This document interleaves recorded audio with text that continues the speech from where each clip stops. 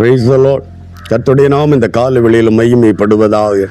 நாம் இணைந்து இந்த காலையில் ஆண்டவரை நோக்கி பார்க்கும் கிருபை தானமாய் பரலோகம் நம்ம தந்ததுக்காக நன்றி செலுத்துகிறேன். இந்த நாளிலும் கூட ஆதியாகமம் புஸ்தகம் 26வது அதிகாரம் அதனுடைய 12வது வார்த்தையை வாசிக்கிறேன். ஈசாக்கு அந்த தேசத்தில் விதை விதைத்தான். கர்த்தர் அவனை ஆசீர்வதித்ததினால் அந்த வருஷத்தில் 100 மடங்கு பலன் அடைந்தான். கர்த்தர் அவனை ஆசீர்வதித்ததினால் 100 மடங்கு பலன். இந்த காலை வேளையில ஈசாக்கை 100 மடங்கு ஆசீர்வதித்த தெய்வன் கர்த்தர் அவனோடு இருந்தபடியினால், கர்த்தர் அவனை ஆசீர்வதித்தபடியினால், கர்த்தர் நம்மோடு இருக்கிறார். நம்மை ஆசீர்வதிக்கணும். இந்த காலை வேளையில கர்த்தர் நம்மை ஆசீர்வதிக்கிற தெய்வன். ஆசீர்வதிப்பதே தேவனுக்கு பிரியமானது. வேதம் சொல்லுகிறது, இஸ்ரவேலை ஆசீர்வதிப்பது தேவனுக்கு பிரியமானது. இந்த கால வேளையில ஆண்டவருடைய ஆசீர்வாதம் தான் ஒரு மனிதனுக்கு ஆசீர்வாதத்தை தரும். அல்லேலூயா. கர்த்தருடைய ஆசீர்வாதமே ஐசுவரியத்தை தரும், அதோடு கூட வேதனையை கூட்டார் என்று வேதம் சொல்லுகிறது. இந்த கால வேளையில கர்த்தர் ஈசாக்கை ஆசீர்வதித்தார், 100 மடங்கு பலன். இந்த கால வேளையில் நாம் செய்கிற வேலைகள், தொழில்கள், பிரயாசங்களில் தேவன் நம்மை ஆசீர்வதித்தால் அது 100 மடங்காய் பெருகும். இன்றைக்கு நாம் எடுக்கிற பிரயாசங்கள், வேலையானாலும் தொழிலானாலும், நாம் என்னென்ன முயற்சிகள் எடுக்கிறோமோ, எவ்வளவு ஆசீர்வாதம் அதில் வருகிறது என்பதை நாம் நினைத்து பார்த்து, தேவன் நம்மை ஆசீர்வதித்து தான் வைத்திருக்கிறார். இல்லையானால் ஆசீர்வதிக்க கூடாதபடி அவருக்கு பிரியமில்லாத கிரியைகள், நடத்தைகள், விருப்பங்கள் நம்முடைய வாழ்க்கையில் காணப்படுகிறதா? இந்த காலையில் நம்மை ஆராய்ந்து பார்ப்போம். தேவன் ஏன் நம்மை ஆசீர்வதிக்கவில்லை? ஈசாக்கை ஆசீர்வதித்தார். அவன் கையின் எதை செய்தானோ அது அவனுக்கு வாய்த்தது 100 மடங்கு. 100 மடங்கு ஆசீர்வாதம் என்றால் நாம இந்த நாட்களில் எத்தனை மடங்கு ஆசீர்வாதத்தை பெற்றுக் கொள்கிறோம்?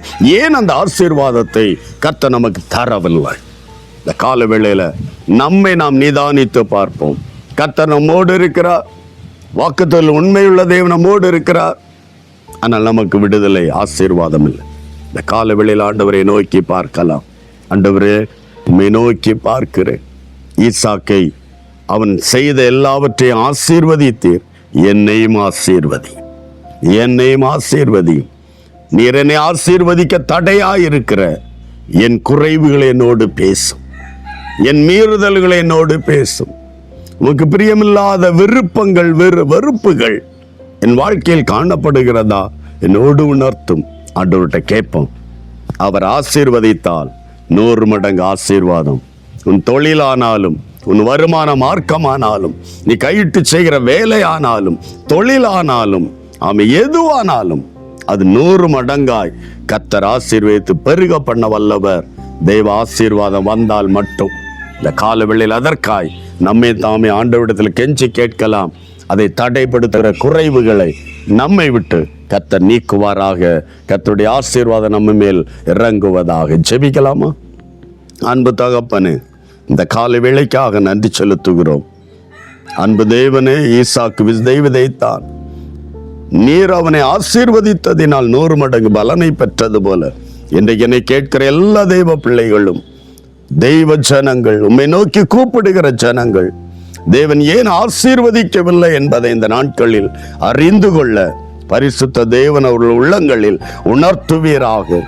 பிரியமில்லாத வழிகள், பிரியமில்லாத சுபாவங்கள், பிரியமில்லாத விருப்பங்கள் ஒவ்வொன்றையும் உணர்த்தி அதை சரி செய்து வாழ்க்கையில தேவன் ஆசீர்வதிக்கப்பட்ட ஒரு வாழ்க்கை எல்லா தேவ பிள்ளைகளுடைய வாழ்விலும் வெளிப்படத்தக்கதாய் என் ஆண்டவர் உதவி செய்யும். நன்மையினால் நிரப்பும். செய்வதெல்லாம் வாய்க்கத்தக்கதாய் கிருபையாய் வெளிப்படும். கர்த்தர் அப்படி செய்யும்படி ஒப்பு கொடுக்கிறோம். ஆசீர்வதிப்பீராக. இயேசு கிறிஸ்துவின் நாமத்தில் தாழ்மையோடு செபிக்கிறோம் நல்ல பிதாவே. ஆமேன், ஆமேன். ஆண்டவர் நாம் செய்கிற வேலைகள் 100 மடங்கு நன்மையை பெற்றுக்கொள்ள தேவ ஆசீர்வாதம் தேவை. அதற்காக விண்ணப்பம் பண்ணுவோம். நம்முடைய குறைகளை சரி செய்வோம். கர்த்தர் நம்மை ஆசீர்வதிப்பார். God bless you. Praise the Lord.